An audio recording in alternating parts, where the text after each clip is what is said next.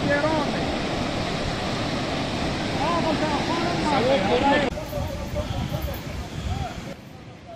میدان وردګ ولایت په چک نرخ سید آباد او د میرداد ولسوالۍ کې تېره شپه د ورښتونو له امله سیلابونه راوتلي چې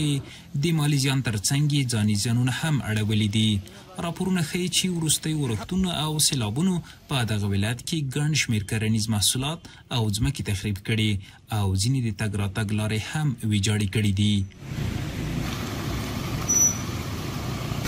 د میدان وردګ ولایت نرخ ولسوالۍ چینځایي، عمرخیل، اندړ، شهاب الدین او نورو سیمو کې سیلابونه راوتلي چې له امله یې د نرخ ولسوالۍ چینځایي قریې کې یو ماشوم خپل ژوند له لاسه ورکړی او درې تنه نور ټپیان شوي دي چې د درملنې په موخه ولایتي روغتون ته لیږدول شوي دي. په یاده ولسوالۍ کې ګڼ شمېر کورونه په کلي او قسمي توګه تخریب شوي. همدارنګه د تګ راتګ لارې د موټرو په مخ بندې دي چې د خلاصون چارې یې روانې دي.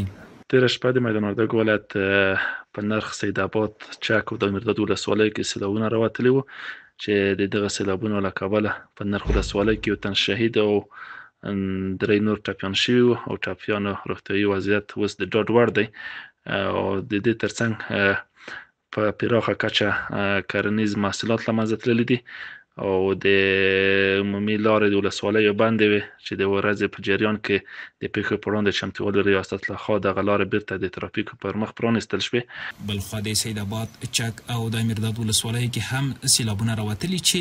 له امله یې خلکو ته مالي زیانونه ګڼ شمېر کورونه په کلي او قسمي توګه نړېدلي دي او د تګ راتګ لارې هم بندې شوي دي. همدارنګه په میدان وردګ ولایت کې د پیښو پر وړاندې د چمتووالي ریاست لخوا په خپاره شوې خبرپاڼه کې راغلي چې د دوی تخنیکي کارکوونکي ساحې ته ځانونه رسولي ترڅو په سیمه کې د زیانمنو سره مرستې ترسره کړي. خو د میدان وردګ ولایت ویاند ښاغلي وحید الله سروري اهلا میډیا سره په خبري کلیپ کې ویلي چې تر سروې او معلوماتو وروسته به د زیانمنو سره مرستې وکړي. د کرنیزو محصولاتو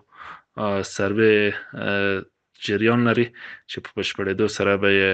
د اړونده ریاست و نورو ارګانونو ولایت مقام له خوا ورسره اړینې او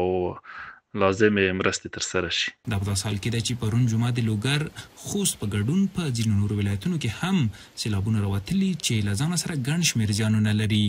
بلخوا د یو شمېر ولایتونو هیوادوال وچکالۍ ته په اندېښنې دا ډول اورښتونه د هوا سړېدو او د وچکالۍ د مخنیوي لپاره مهم بللي.